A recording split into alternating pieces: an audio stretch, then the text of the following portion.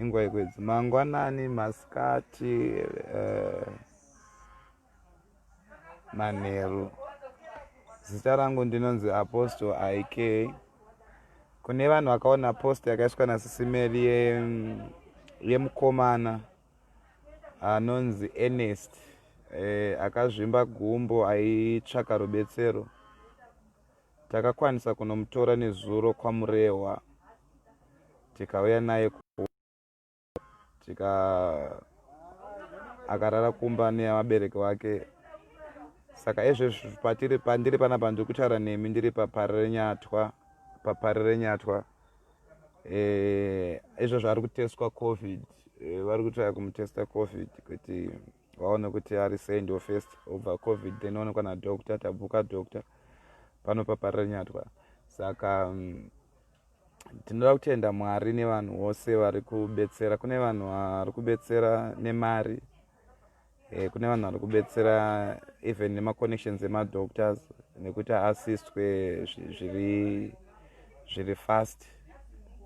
Saka ezvinezvi ndo patiri. Zuva risine zuro ndakapedza ndiri muroad ndichidzoka, ndakaenda kwaMurehwa nekudzoka tikanovatora tikadzoka.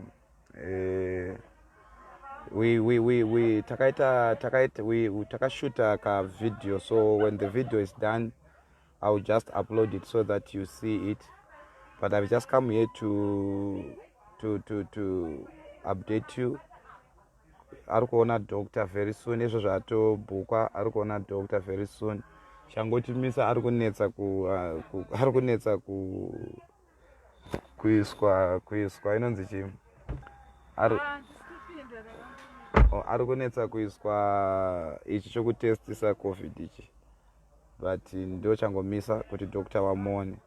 Saka kune vanhu toda kutenda Mwari. Kune vanhu vari kuno kuZimbabwe vaita comfort, vamwe vakamubetsera. Kune vanhu vari kuUK vamubetsera. Kune vanhu vari kuSouth Africa vari kubetsera. Kune vanhu vari kuJapan vari kubetsera nemabills ake.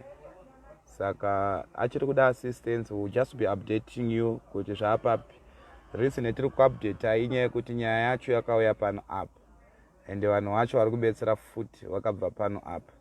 Saka that's why we are updating you. So tinoda kutenda Mwari nevose vauya. So far tareceive $440 from maguys ari kuUK, then tikareceive $200 from a certain lady from here in Zimbabwe.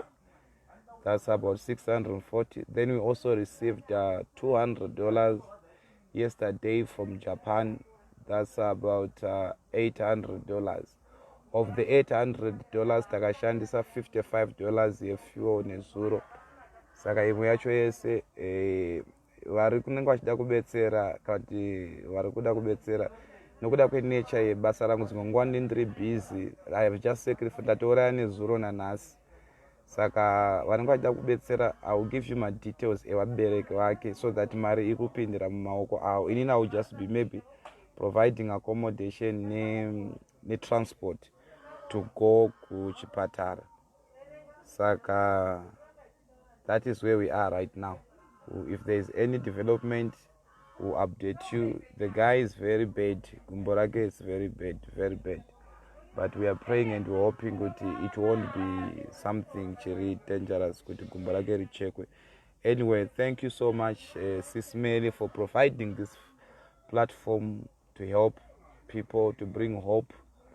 Kunevan. So, and everyone at Panapa, I want to thank you so much. You can continue to help people behind the scene. Vanonga vachimunamatirawo kuti vanhu vaite patient naye vachimubetsera.